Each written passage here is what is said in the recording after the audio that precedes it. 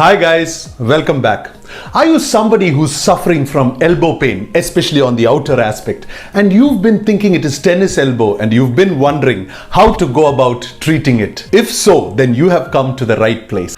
I am Dr. Santosh Jacob, orthopedic surgeon and regenerative medicine specialist from the city of Chennai, Tamil Nadu, India. Generally, most of my work is to fix degenerated joints and broken bones. But regenerative orthopedics is a subspecialty of orthopedics where we use your body's own healing cells to treat and rejuvenate injuries in your ligaments, your bones, your cartilages, muscles and tendons. And today I am going to talk about tennis elbow or lateral epicondylitis. I believe that information about a disease is the first thing you do when you start conquering a disease, and I am here to help you with just that. So if you liked what you saw, then please consider subscribing and also press the notification button so that you can get such regular updates. Now let's get to tennis elbow. Tennis elbow is a painful condition which occurs in the outer aspect of your elbow. What happens is you're unable to push or pull using your elbow, or you're unable to take things, heavy things like a laptop outside your bag, or even move a kettle. And the pain is most often concentrated on this tip. If it is so, then you probably have tennis elbow or lateral epicondylitis or locis. Now let me explain the term lateral epicondylitis. Lateral means outside, epicondyle is the tip of the bone, and itis means inflammation. Tennis elbow basically means inflammation of the muscles which insert on to the tip of your outer aspect of the elbow.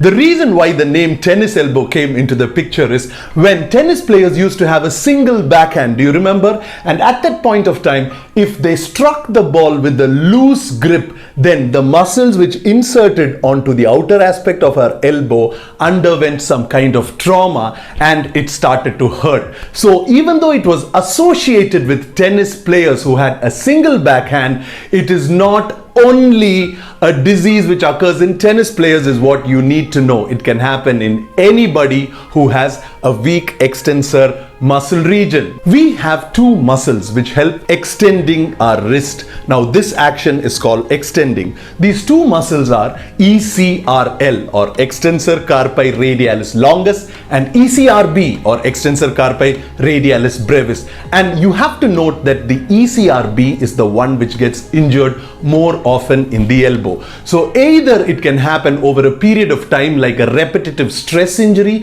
which causes just inflammatory changes, or it could happen because of a single event. It could be a sports injury, or it could be you trying to lift something heavy and it could cause a tear in the ECRB or the ECRL, precipitating a condition called tennis elbow or lateral epicondylitis. How to diagnose at home if you have tennis elbow or not? I'm going to give you a test. Now first put your hand like this and identify the outermost bony point of your elbow and press on that region. If your pain increases when you press the soft tissue against your bone, you probably have tennis elbow. And to confirm it, move your wrist in the upward direction, and if your pain increases more often than not, you have tennis elbow and it's time for you to go and see your orthopedic surgeon. As I explained earlier, most of your clinical symptoms will be pain in the elbow, stiffness in the forearm and difficulty to do actions which involving moving your wrist up, especially using weights.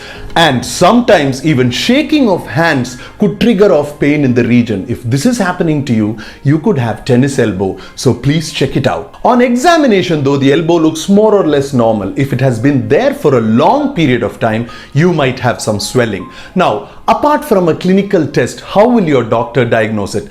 Generally, there are no investigations or scans to diagnose an initial case. But if you're having continuous issues of tennis elbow, then definitely an MRI scan will help us showing a tear or edema or an injury in the bone in your elbow. How will your doctor go about treating you if he diagnoses that you have tennis elbow? There are a few things you can do first. Always the RICE regimen. Rest your elbow. Ice it. Whenever you have time, ice it. compress it, apply a compression bandage generally in the region of your upper forearm, and it helps. And E stands for elevation. So when you're sitting or resting, try to elevate your elbow above the level of your heart so that the edema, if there is any swelling in the region, it reduces.